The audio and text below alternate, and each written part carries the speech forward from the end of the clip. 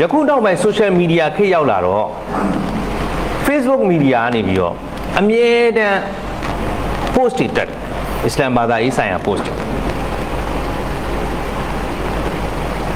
ဥပမာဘယ်လိုပြောရမလဲဆိုတော့ဆွလတ်နဲ့ပတ်သက်တဲ့ post တွေဆိုရင်နမတ်မဟုတ်ဘူးရှိလည်းမရှိဘူးပါဘူး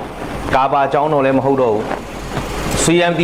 စီဘုတ်စီလာဆောက်ရှင်ကလည်းဝါဆောင်တာမဟုတ်ဘူးအစာငတ်တာဆန္ဒပြတာမဟုတ်များစွာရေးပြီးတင်လာတဲ့အခါမှာ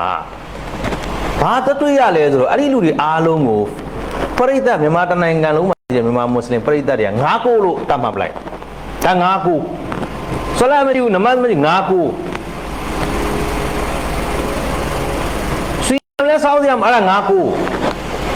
တရာဘီမရှိ9ကိုအဲ့ဒါကိုကျွန်တော်ကပြောစစ်ပွဲမရှိဘူးတချို့ကပြောတယ်စစ်မဖြစ်ဘူးစစ်ဆိုတာမရှိဘူးတဲ့အစ္စလာမ်ဘာသာနဲ့ဘာမှမဆိုင်အဲ့ဒါဆို9ကိုကျွန်တော်ဒီနေရာနေဒီခေါင်းစဉ်ပြောပြီးအပြတ်ညင်းနေတာဘာမှမဆိုင်ဘူးလို့9ကိုလဲဆူတောင်းမင်းအစ္စလာမ်ဝန်ကျောင်းတော်ကုရ်အာန်သိပညာပြန်ပွားရေးအဖွဲ့နဲ့ဘာမှမဆိုင်ဘူးကျွန်တော်တို့ဘာမှတာဝန်ခံရအကြောင်းမရှိဘူးကျွန်တော်တို့ပလီကဆွလတ်9ချိန်ဆိုလဲသူကတူပုံမှန်ရှိတယ်တရာဘီလည်းဖတ်နေတယ်ဆွေယံဥပုသ်တီလည်းစောက်တယ်ဝါပြေပွဲတွေရှိတယ်အိနမတ်လည်းဖတ်တယ်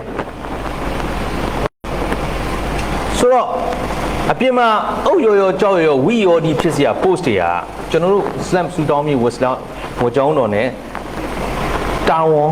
မရှိဘူးဆိုတဲ့အကြောင်းကိုကျွန်တော်ပြောချင်တယ်ဒါကြောင့်မလို့ဒီခေါင်းစဉ်ကိုပြောကြခြင်းအပြင်လဲပြည်သက်များကဘာမှမဆိုင်ဒီလိုမျိုးဟို59လမ်းကကုရ်အာန်ပြန်ပွားရေးဖွဲ့ကဒီခွတ်ဘာစင်မြင့်မောကနေပြီးတော့ဟောကြားနေတာကဘာတွေလဲဆိုတာပရိသတ်ကသိရှိစေခြင်းနဲ့ယူရချက်လည်းပါတယ်နောက်တစ်ခု